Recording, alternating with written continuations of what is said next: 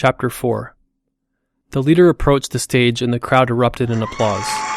He stood tall, displaying his perfect white smile and chiseled features as he waved to the crowd and absorbed the warm ovation. His confidence was what you would expect from a leader of the free world. He was generally liked, but even those who opposed him found his charm alluring. The only ones not cheering were the guardians, who patrolled the grounds, proudly displaying their superior genetics. With over 1 million people in attendance, the noise was deafening. But when the cheering finally settled, the leader began to speak. Thank you all for joining me on this historic occasion. His voice echoed throughout the crowd, while a 10-meter hologram projected a perfect image of him. Everyone was incredibly excited for what the leader had to say. In addition to talking about the current state of the economy and some key environmental issues, it was rumored he was going to make a special announcement. Now everyone tuned in with eager ears, anxious for what it could possibly be. As many of you know, this year marks the 75th anniversary of global unity. The crowd cheered again. It took a moment for it to die down. Alex was unimpressed by the transparent display of political rhetoric, saying some positive message with an overemphasized inflection at the end just to get the crowd riled up. It was amazing that after so many years, it was still an effective way of speaking to large groups. Throughout our history on this planet, we have been plagued by war, disease, and injustice. But through the tenacity of humankind, we have prevailed! The crowd began to cheer again. The leader did not interrupt, allowing the applause to run its natural course. Then he brought the sentiment down. I stand here before you today as a humbled man. We are the progeny of many generations who came before us, who laid down the stones and carried the heavy loads. They made incredible sacrifices so we could be here today, and I am forever grateful and truly indebted to them. We all are. They fought hard battles, endured famines, and sacrificed their time and energy for new discoveries. We are the benefactors of their hard work and have inherited a world that has been quite good to us. We owe a great deal to them, and without their efforts and hard work, none of us would be here today. The crowd applauded. But they also made some mistakes. These mistakes nearly caused total destruction to our planet and caused a lot of pain, suffering, and death. I don't ever want us to repeat those mistakes, he said as he took a moment to look around. It was as if he was trying to make eye contact with a million pairs of eyes. As the leader scanned the crowd, so too did the giant holographic projection. It could be a little unnerving for someone seeing it for the first time, but nearly everyone in the audience had seen it before and was used to it.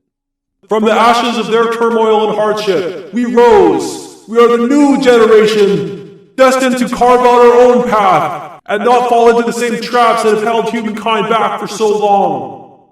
We have abandoned archaic systems and old ways of thinking and replaced them with common sense, logic, and fairness. Where our predecessors failed, we have succeeded. And since the global unity coup, war and conflicts are only lived throughout the history lessons.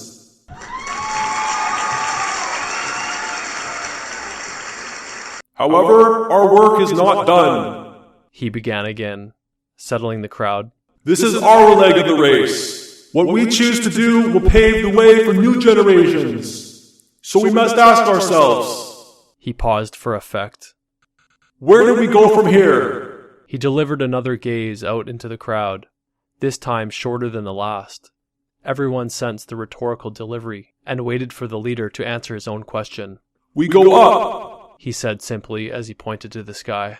I mean that in the most literal sense. Our space exploration programs have been underdeveloped, underfunded, and neglected for too long. In the past, our ancestors operated on a simple philosophy. If it didn't make dollars, then it didn't make sense. Past generations could not justify poking around in space when they had no economic incentive to do so. For them, domestic problems were much more demanding of their attention, and I don't blame them. In the year 2099, I had a vision to create a space exploration program that would seek out new planets, new resources, and possibly new life forms. Today, I am proud to announce the Olympus Project, which will be the largest space station in the history of humankind. Space is the final frontier! Right on cue, the audience erupted in applause, demonstrating their approval. You know, he stole that line from an old television show.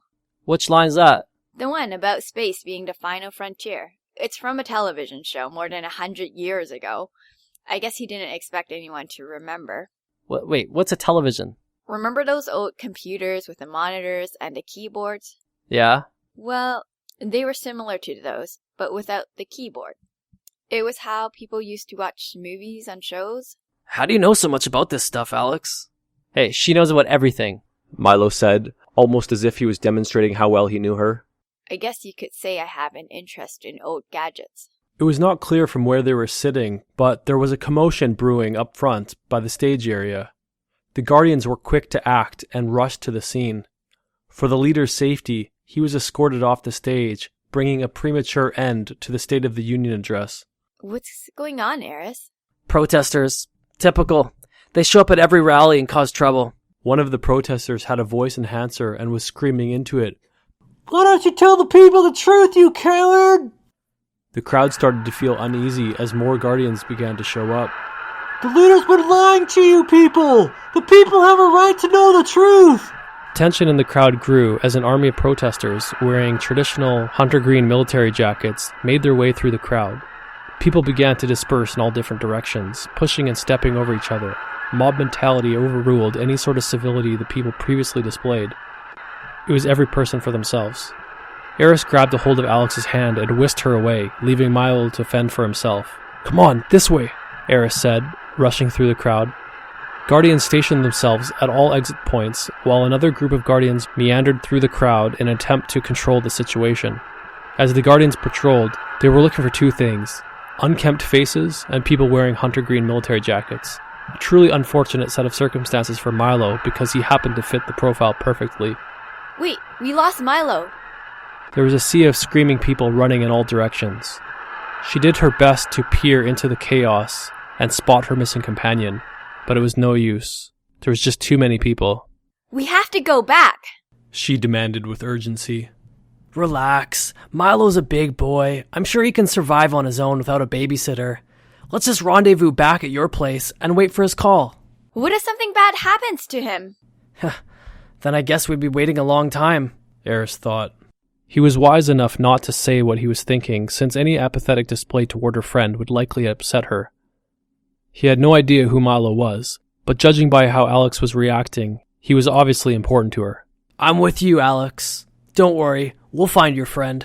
Thank you, Eris. That really means a lot to me. They headed back through the crowd like salmon swimming upstream. Unbeknownst to Milo, a Guardian had him in his sights. In the Guardian's retina, the following information was displayed. Name, Milo Ryan. Age, 18. Gender, male.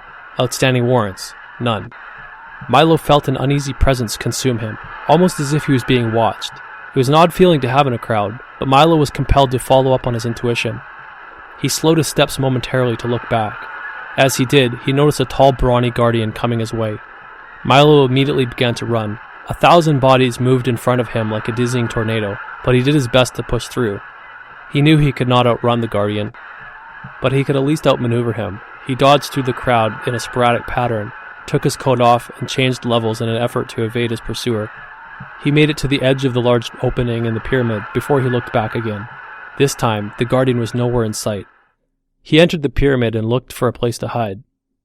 Alex called Milo again, but it went straight to voicemail. That was now the 5th unanswered call. Alex was really starting to worry. She wasn't quite sure if it was some strange, sixth sense that she was tuning into or her paranoia, but she sensed something was seriously wrong. Alex walked slowly through the crowd, which by now had thinned out, looking for any sign of Milo. Eris trailed behind and tried hard to mask his indifference. Milo, he called out flatly. There was no answer and no trace of him. Eris finally convinced Alex to go up to her apartment and wait for Milo's call.